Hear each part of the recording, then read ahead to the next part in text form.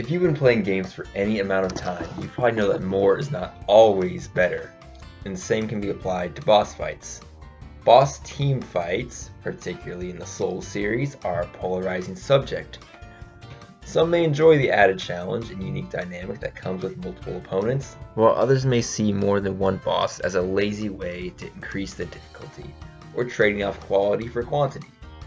And with so much fine-tuning required to make these bosses balanced, fun, and challenging all at the same time, it's easy to see why many may fall short in the eyes of most players.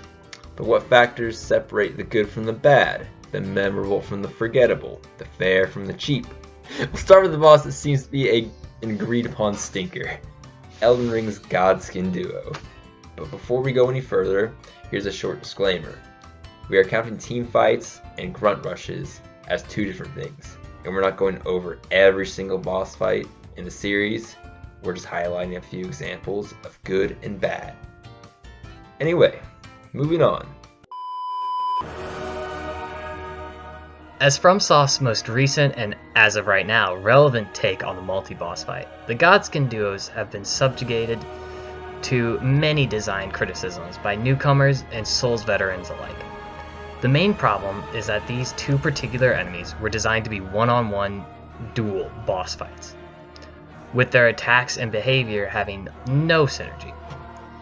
Getting Mr. Fantastic from across the arena while you're trying to avoid getting steamrolled by the Michelin Man doesn't exactly make for a fun experience. There's also no sense of escalation or de-escalation when you defeat one, as they just continuously respawn until the health bar is completely depleted. This completely sheds off a layer of strategy that inherently comes with most multi-fights, that being choosing which one to focus or defeat first, or the consequences of doing so. It's almost entirely pointless. A third factor, which is heavily a matter of opinion, may just be boss fatigue. Boss fatigue? Balls. Most players will have fought several Godskin apostles and nobles throughout the game already, so plopping them both in a single room might just induce a sigh at that point in the playthrough.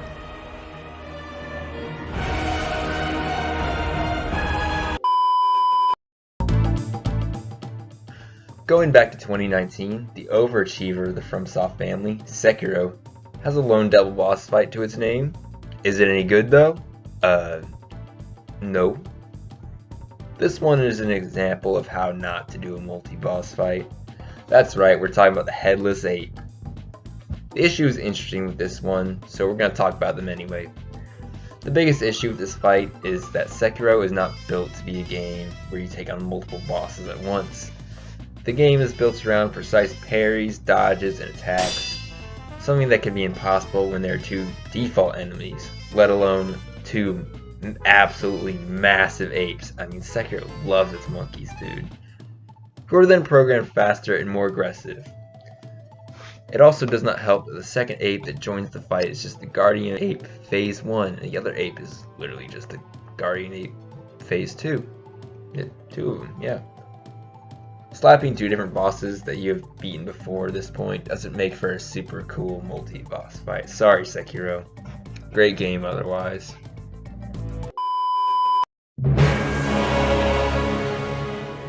Moving on from the Headless Apes, we have the Demon from Below and the Demon in Pain of Dark Souls 3.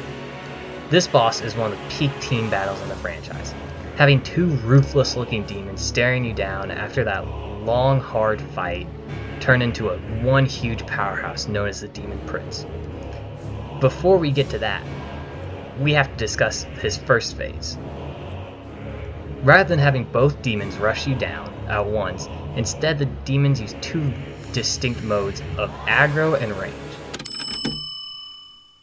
While aggro mode, the demon will glow red if it's the demon in pain, and orange if it's the demon from below. They will be constantly rushing down the player with fire attacks, slashes with their claws, and a large sweeping uppercut, and a fast slam that closes distance almost instantly. While all this is happening, the other demon will currently be in range mode, firing toxic lasers and toxic clouds while you're battling his brother. While a boss team having a ranged member in a close range rushdown is nothing new, this is where FromSoft spins the concept into something great. They switch who is in the aggro and who is in the range periodically throughout the fight. This creates a whole new dynamic where you can't fine-tune vision on just one of the demons without risking the other changing mode and rushing you down at an unknown angle. It is also up to the player to come up with a strategy. Do you rush the one who's aggro at the start and ignore the ranged one even when he switches? Can you get a friend who helps you make it a one-on-one? Will you just fight the one who's on aggro and switch targets as they switch modes? Whatever plan you come up with, all that goes out the window once you hit Phase 2, and the true Demon Prince rises from the ashes of his fallen halves. After a small explosion, the fight is on, with the Demon Prince being a larger version of the second demon you killed. This comes with a bonus of the unique attack based off of which demon it is. If you end up dying in this phase, the fight resets back to Phase 1, so you now have an additional choice of which demon you feel you can handle better in Phase 2, and having to kill that one second. Now, for Phase 2 itself, the Demon Prince acts much like it did in the aggro mode of Phase 1, rushing the player down, only now they have a new super attack that they throw at range after jumping away. Depending on which demon you kill second determines the super move, summoning meteors if it's the demon in pain, and a sweeping laser beam if it's the demon from below. It's a small difference, but it makes for a very unique Phase 2, where the actions of Phase 1 really makes a difference. Just like another popular boss fight of the Souls franchise.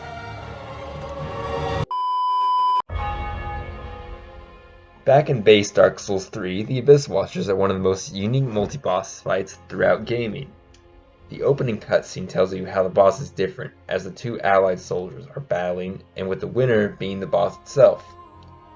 As interesting as the cutscene is, there's more to it because about 20 seconds into the fight, the reason this is a multi-boss fight reveals itself, as a second Abyss Watcher spawns in. Now, it's a 2-on-1. Thankfully, the second of the two is much weaker both in damage and in defense. While it would be a pretty boring mechanic to just keep having weaker versions of the boss endlessly spawn in, FromSoftware went for a much cooler move both in story and in gameplay.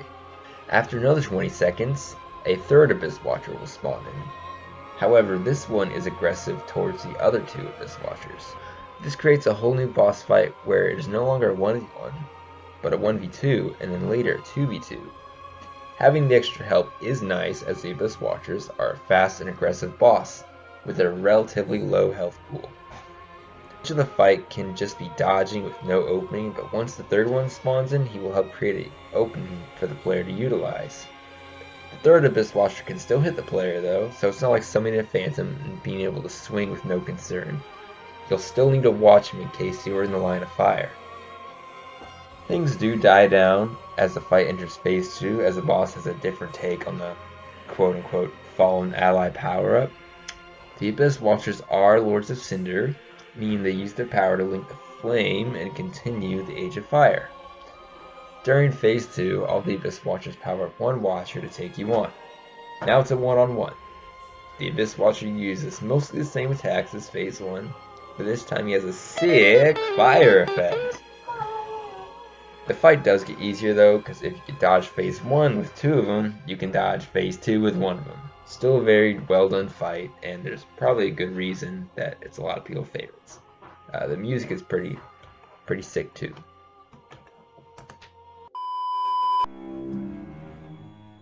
There is no transition. This may be one of the worst bosses in the entirety of the FromSoft collection of games. The Witches of Hemwick are the reason why Bloodborne is not a perfect game. Let us cook. Everything about this boss is mid to just actually bad.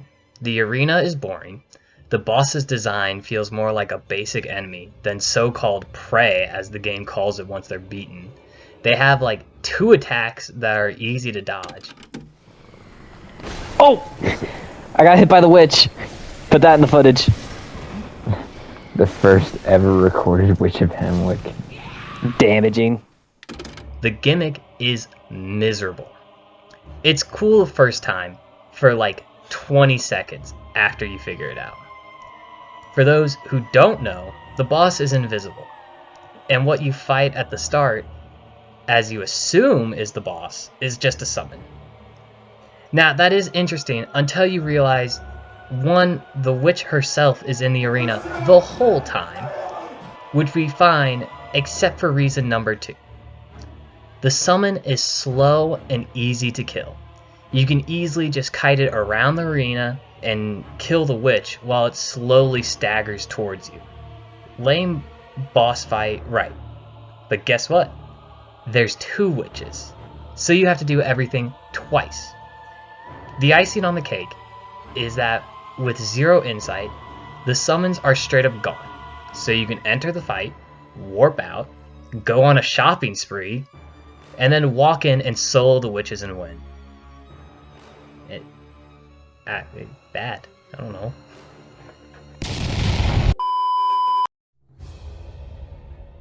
Outside of the literal worst boss in the game, Bloodborne is when From Software started moving towards more aggressive, fast-paced combat, and it's only natural that bosses would follow suit, leading us to Bloodborne's only good team boss fight, the Shadows of Yharnam. Although these 3 bosses look alike, they all have unique weapons and behaviors to make the fight manageable, despite Bloodborne's faster take on combat. The first, and by far most aggressive, wields a scimitar and sticks mostly to closer range melee attacks. The second holds a candle along with his sword and sprays flames from a medium distance. And the third, acting as a backline for the team, is equipped with a mace and homing fire spells.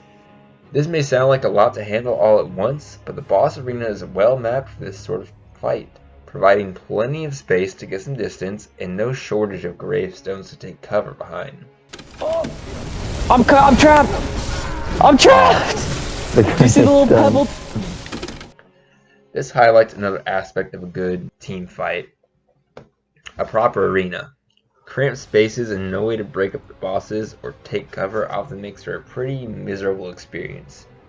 Going back to the shadows, another aspect that is handled extremely well in this fight is phases, of which there are 3. Once enough damage is dealt, or enough time has passed, snakes will burst from the shadow's cloak, revealing a grotesque new form, with some new attacks to boot. The conditions for phase 3 vary between having a single shadow left, or having 2 shadows on low health. It is here that the remaining shadow, or shadows, will switch up their own strategy, opting to back away from the player to summon a massive snake from the earth, dealing devastating damage and putting an end to many a close run. With all of these factors, there is a massive amount of strategy that goes into winning the fight. Who do you prioritize? Should I keep all their health bars close? Every known strategy has varying degrees of success based on your build and playstyle. Just check any Wikipedia page on these guys and they'll all have something different. Between the small but significant differences between the shadows, an interesting set of phases that invites the player to strategize, in a suitable arena to battle in, Bloodborne sticks the landing with a solid trio boss fight. And speaking of trios, moving on to the Ruined Sentinel, there are another borderline pick for this list, but we've got a few homeward bones to pick with this boss fight. After running from the army of royal soldiers, you are put on a tiny platform with Ruined Sentinel Yahim? While Alyssa and Ricky watch from the sidelines. This might be a controversial opinion, but I personally do not like being put in a 1-by-1 space with a boss. God forbid you roll or get knocked off, which takes off a considerable chunk of health, by the way, because then these 3 will jump you like in Jujutsu Kaisen.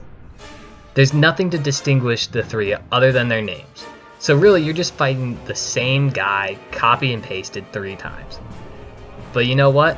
I gotta give points to the shield throw attack. It's pretty cool.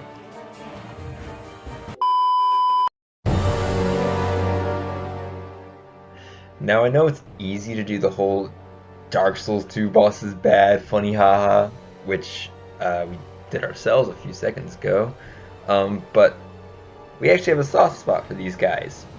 While not the most innovative or striking design-wise, they're far from a bad experience, especially comparing to how bad it can get.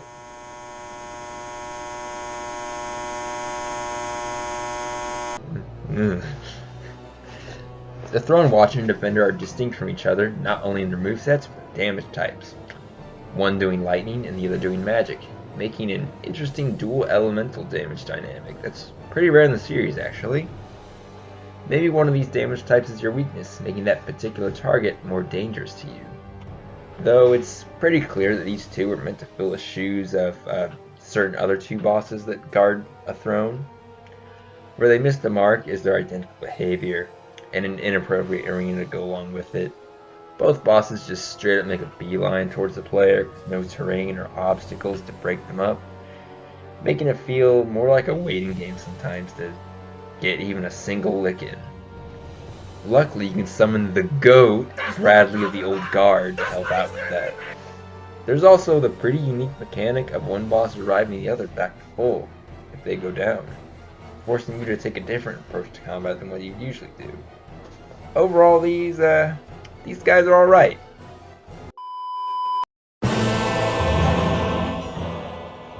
Back to the basics, with one of the earliest in the franchise. The Gargoyles of Dark Souls 1 are the first double boss that you will encounter. Guarding the Bell of Awakening, one of them at least, they act as the first roadblock in your path. Giving some of gaming's biggest trust issues, the Bell Boys start out alone, and only at half health does a second one spawn in to ruin your day. While not the hardest, as they are realistically most players' third or fifth boss fight ever when it comes to this franchise, they are not easy. The first Gargoyle has a good sized health bar and above average defense. He's fast too, but thankfully he doesn't hit very hard. This all changes when the second one drops in. The second one has roughly the same stats but less health. And the struggle of this boss is that they both attack at high speeds, which can make it hard to get an opening. This fight feels very fair most of the time, and it's early game if you ever want to rematch them. We should also note that these guys are most likely a homage to the Man-Eater of Demon Souls. But that game sucks, and so does that boss, so we didn't talk about them in this list.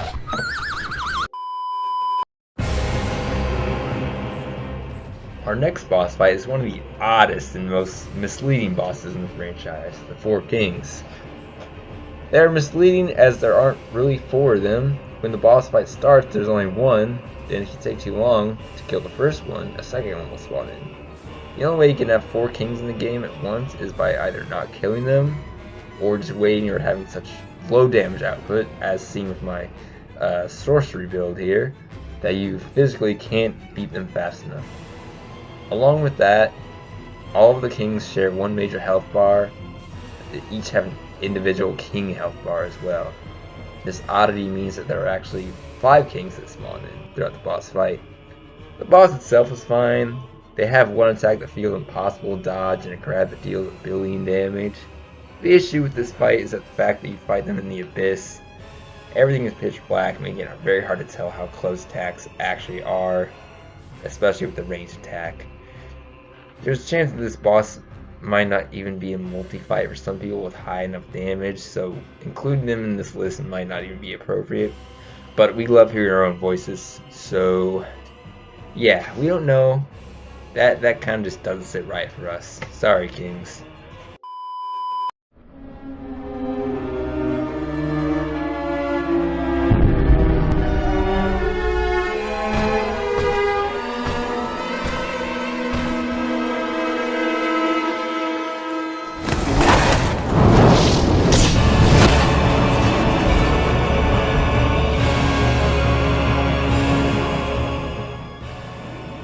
Ornstein and Smough are by far the most well-known fight on this list, and for good reason. This dynamic duo guards the princess without mercy, serving as a roadblock for many players and a halfway point of the game. They are widely considered to be one of the biggest challenges of the base game, and their notoriety far outreaches the game they are in. But how is the actual fight? Are people just looking back with rose-tinted glasses? Are people confusing difficulty with good boss design? Are we just remembering them better than they actually were? No, these guys are great. If you ask us, this is probably the best multi-boss fight in the series. So let's break it down. Ornstein and Smough have two wildly different builds and fighting styles. One being quick and nimble with a lightning spear, the other is a hulking executioner wielding a hammer. We brought up the issue earlier of multi-bosses, just making a beeline towards the player, leaving no chance to attack or breathe. But these guys don't have that problem. Their AI is fine-tuned for a team fight. They actually take pretty long breaks between attacks, and they attempt to flank you from behind rather than just rushing you head on. Another huge factor of this fight is the arena, with a row of pillars on either side of the cathedral. In this case, Honor Londo's beautiful architecture isn't just for show. You're meant to use these for cover, from range attacks, to break up the pair, to prevent someone from rushing you down from the side. These pillars are your best friend. These two factors make for such a fun yet challenging combat flow that has hardly been matched throughout the series. One of the best balances between hard and fair, but it goes beyond that. Once one of these fellas goes down, a cutscene will trigger, showing the survivor absorbing the power of their fallen comrade. Or just flattening with a hammer for Smough. Starting a unique second phase depending on who you kill first. Depending on your build and playstyle, an Ornstein that hit the gym might prove to be more trouble than a Smough that puts his hammer into a power outlet. Or maybe it's the complete opposite. This adds an extra dose of tactics to the first phase. Outside of trying to survive, your choice on who to focus on can drastically change the outcome of the fight. The rewards to come afterwards. Even the build-up, lore, and soundtrack these guys have just adds to the cool factor. Just listen to this!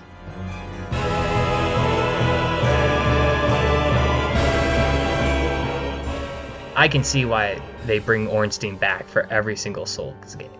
This guy is just honestly just iconic. Now that we're done gassing up Ornstein Smough, From Software has made many iterations in the multi-boss fight. Some good, some bad, and some are Ludenzellan. We just wanted to highlight some of the things we think makes or breaks these fights, at least in our opinions, which are probably wrong. In conclusion, multi-bosses are cool. Thank you.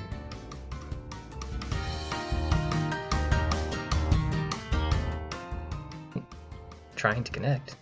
Who? I think it's just my computer. The recording should be fine. And we'll just check afterwards. I have to read it again. They found us. They know this is about to be the biggest banger on YouTube ever dropped. They're like, hey, they're talking about witches. It's the Bloodborne Reddit. They know we're talking bad. Like, they said it's not perfect. Get him.